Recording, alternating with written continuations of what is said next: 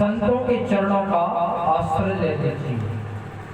व्यास जी महाराज से जब कहा है कि संतों के चरणों का आश्रय ले लीजिए, तो व्यास जी ने कहा कि मैं वृद्ध हो गया हूँ, मैं कैसे भागवत की रचना कैसे कर सकता हूँ।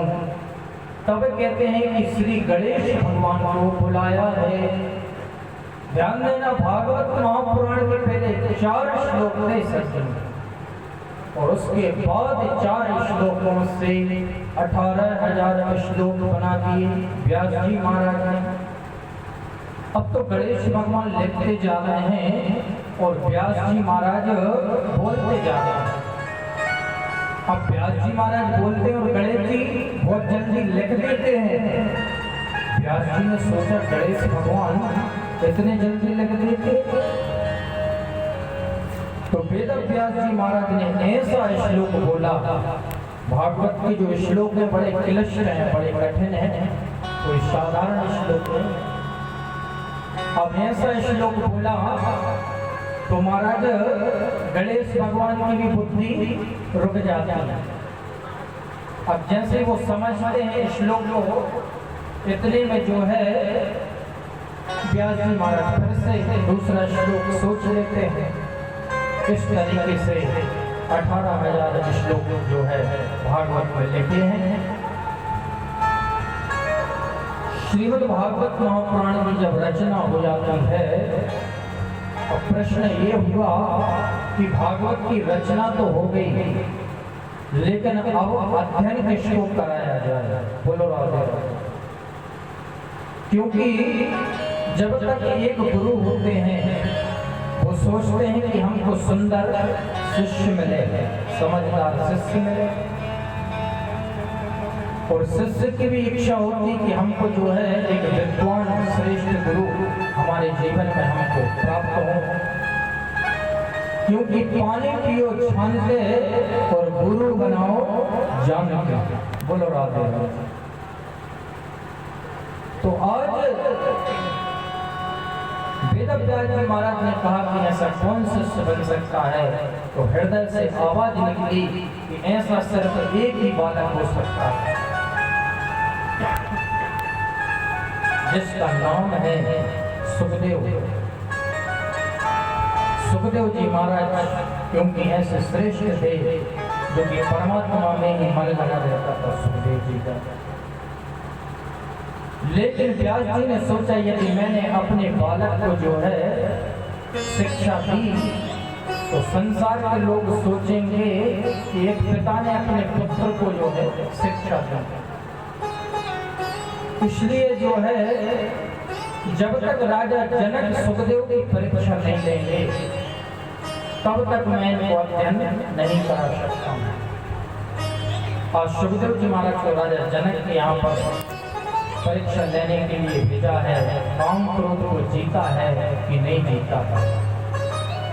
और सुखदेव जी महाराज को राजा जनक के यहाँ पर भेजा है, धीरे धीरे जा रहे हैं। सैनिकों को राजा जनक ने कह दिया यदि यहाँ पर सुखदेव आए तो रास्ते में ही रोक देना, यदि उनको क्रोध आ जाए तो वहीं से लौटा जाना।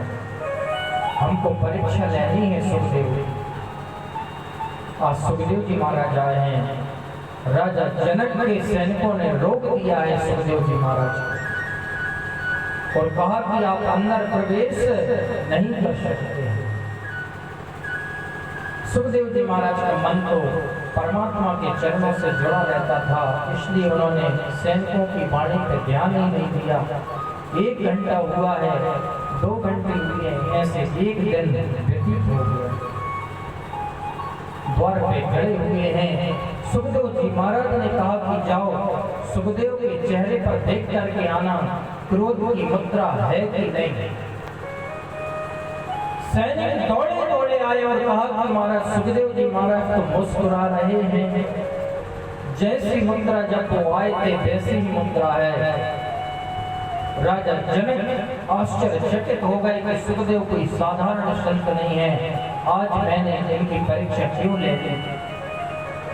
राजा जनक दौड़े दौड़े आए, हृदय से लगा लिया है सुखदेव जी महाराज। सुखदेव जी महाराज को लाए हैं। अंतापुर में अनेक प्रकार की स्त्रियां बैठी हुई थी, सुखदेव जी महाराज को वहीं बिठा दिया।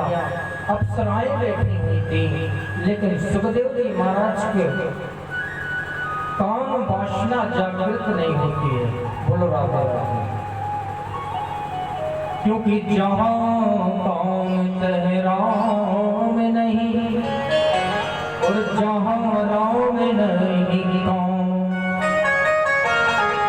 जिस हृदय में परमात्मा का निवास होता है उस हृदय में काम वासना प्रवेश नहीं कर सकती, और जिस हृदय में काम वासना रहती है उस हृदय में राम का प्रवेश नहीं हो सकता। इसलिए सुखदेव जी महाराज के हृदय में काम वासना प्रवेश नहीं करती। राजा जनक दौड़ते दौड़ते आए और सारे विश्व में कह दिया कि सुखदेव ने जो है काम और क्रोध को जीता है। अब तो वेद व्यास जी महाराज ने सुखदेव जी महाराज को बुलाया है और कहा कि आप जो है विद्या का अध्ययन करेंगे, अब श्रीमद् भागवत महापुराण का अध्ययन करेंगे।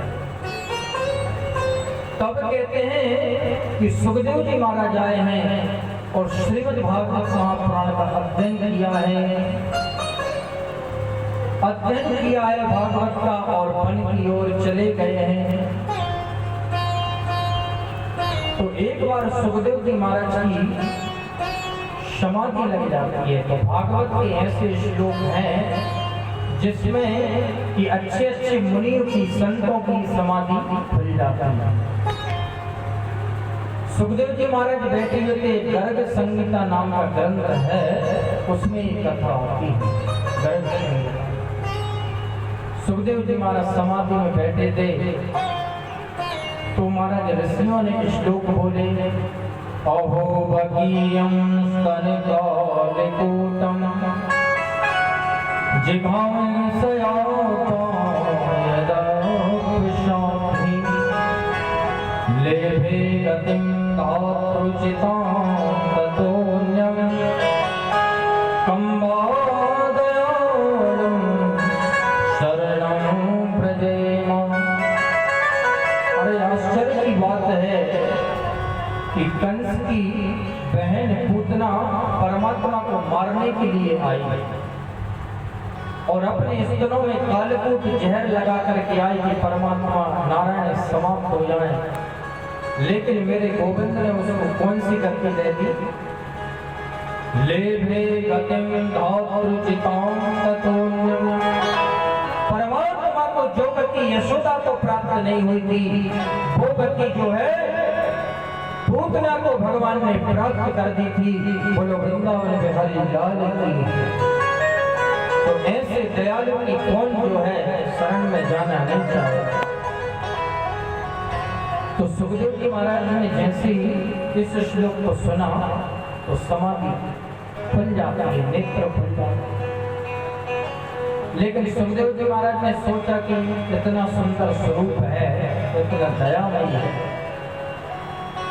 किसी व्यक्ति के अंदर में गुण तो होते हैं लेकिन सुंदरता है कि नहीं, इसलिए फिर से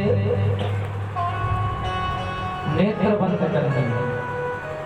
तो दूसरा श्लोक बोला व्यास जी के शिष्यों ने, बोले बरहा पीड़म नटवर बपु कर्णयो कर्णिकारम विप्रदवासो कनक कपिसं वैजयन्तीं चमालम् रन्धां वेणो रदर्शुदयं पूरयन् गोपवृन्दे वृन्दावनं सुपतिरमणं प्राविशति गीतकीर्ति। अरे परमात्मा का कितना सुंदर स्वरूप है। मेरे गोविंद जब सायंकाल के समय गौ माता जो है चराने के लिए जा रहे हैं, तो गौ माता के चरणों की जो धूल है आज मेरे गोविंद के ऊपर आ रही है, और कन्हैया का जो स्वरूप है बड़ा सुंदर लग रहा है। बरहा पीड़म, मोर मुकुट धारण किए हुए हैं परमात्मा। नटवर बपु माने दो कानों में ठाकुर जी एक कुंडल लगाए हुए हैं। कर्णयो कर्णिकारम, और कैसा शरीर है? विप्रदेवासो कनक कपिसं, सोने के समान जिसका शरीर है महाराज, ऐसा पीतांबर चमक रहा है गोविंद का। वैजयन्तीं चमालां, वैजय की माला भगवान धारण किए हुए हैं। ऐसे गोविंद का स्वरूप जैसे महाराज सुखदेव जी महाराज ने सुना है, तब समाधि खुल गई है, तब गए व्यास जी महाराज के पास। बोलो वृंदावन बिहारी लाल की। इस तरीके से महाराज व्यास जी ने जो है सुखदेव जी महाराज को भागवत की कथा का जो है अध्ययन करवाया था।